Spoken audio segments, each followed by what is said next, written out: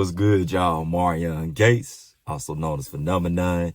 If you're new to the channel, subscribe, hit that notification bell, comment, like, and if you really enjoy my content, share it.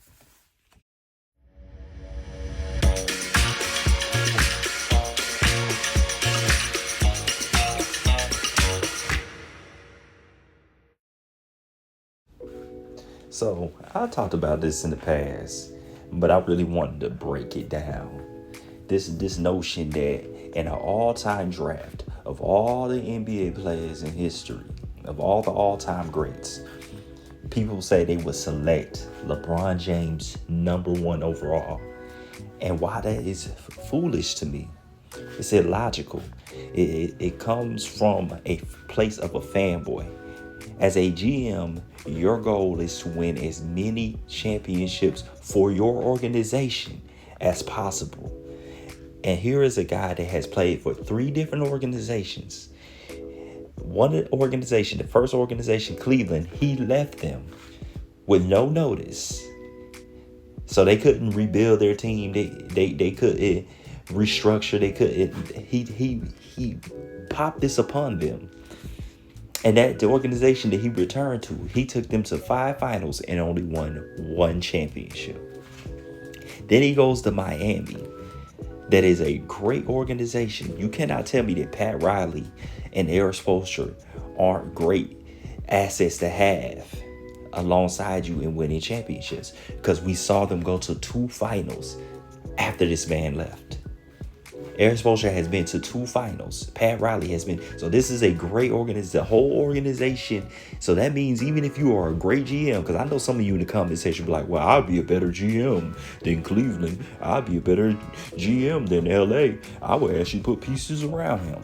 No, even when they put pieces around him, this man still left. He left the organization high and dry. You have to deal with the drama, the media circus. You have to move heaven and earth for this man, and he still will leave you high and dry. He took LA. Everybody wants to boast about LA and that bubble championship. They've been to 1 final since he's been there. And the year he got there, they missed the entire playoffs. Before they got Anthony Davis, he had to trade that whole team away to get Anthony Davis and use chicanery to get 1 bubble championship. Haven't seen the finals since. And I always made this argument. If LeBron played in the West, there would not be no 8 straight finals appearances. We saw what happened to him when he faced a team in the West.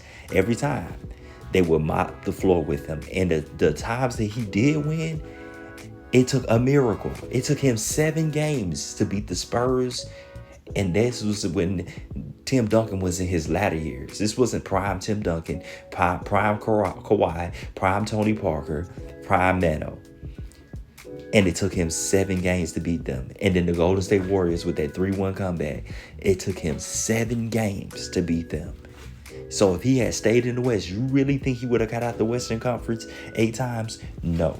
His career is inflated as his stats and the stats of today. Now think about this. This man has played with a myriad of superstars. Now, you might ask me, who would I take over him? And I'm going to make this point. This man has played with a myriad of superstars just to get 4 championships. He had to play with Wade, Bosh, Kyrie, and Kevin Love. And then he had to get Anthony Davis. So that's why I would take somebody like Magic Johnson. Magic Johnson, yes, he had Kareem and Worthy. But like I said, look at all the players that LeBron had to play with to make those 10 appearances. And he made 4 for Miami, 5 for Cleveland, and 1 for LA. So the max you might get is 5 appearances. And the max you might get in championships is 2. Magic gave the Lakers 5. Michael Jordan got the Chicago Bulls 6. We're not going to mention who they played with because LeBron has had that same luxury. So you cannot use that as a counter argument. This man has had plenty of opportunities, great organizations around him, great pieces around him, and he's only delivered the maximum of 2 for 1 franchise. We're not talking about LeBron. And you guys, if you're his agent, that's wonderful that he's been to 10 finals. He went to 8 straight. You can use that for your individual, but as a GM, we're talking as a GM. These people said as a GM, they would draft him number 1 overall. Steph Curry, you didn't need to move heaven and earth for him to get the same amount of championships as LeBron. The only extra piece they added, there was a superstar, was Kevin Durant. Meanwhile, LeBron has had a myriad of top 5 players on his team, and he got the same amount of championships as Steph Curry. Tim Duncan brought the San Antonio Spurs all 5 of their championships and made 6 appearances. There are so many people like Bill Russell got the Boston Celtics. He made them the most winningest franchise in NBA history. This man got more championships than any other athlete. He has 11 championships. He got them 12 appearances. And you would take LeBron James over him. If you're using that argument, because this is the argument that they use. Look at all the appearances in the finals he's made, and he's won championships for different organizations. What does that have to do with you being a GM? So you just gonna you gonna be a GM for every franchise he goes to and follow him, so you can get 4 championships? When you can have one player that you can stay with an organization, enjoy where you live at, enjoy raising your family, and win your championships all with that one player. That makes sense to y'all.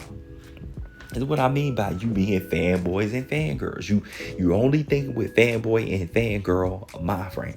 I understand LeBron is your favorite player. You think he's the greatest of all time. But the fact when you're drafting as a GM, you're looking for a player that's going to bring your organization multiple championships. LeBron is always going to do what's best for LeBron. He's going to do what's best for his legacy. He's going to go get his son to come on the team so he can say he played with him. He's going to do dumb stuff like that. Things that don't make any logical sense, but for his own glory. He's not worried about building your franchise up. He's not worried about the fan base and giving them as many championships, victories as possible. He's worried about his own goddamn self. And you want that selfish person on your team bringing this media circus and having his fanboys in the media cry about how you're wasting his youth, or you're wasting his prime, or you're wasting his latter years. It's always wasting something. It makes 0 sense. This is a guy that you have to put so much around, but he's the greatest player of all time. If he's so old that he can't do these things anymore, then he's now a liability to your franchise rather than an asset.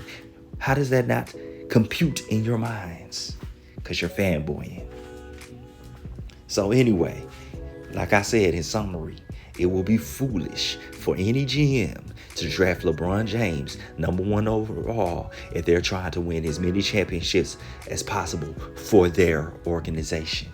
You want a long career, an illustrious career as a GM? Draft any other all-time great. There's plenty of other all-time greats to pick from. Anyway, tell me your thoughts in the comment section. Like, subscribe, and if you really enjoy my content, share it.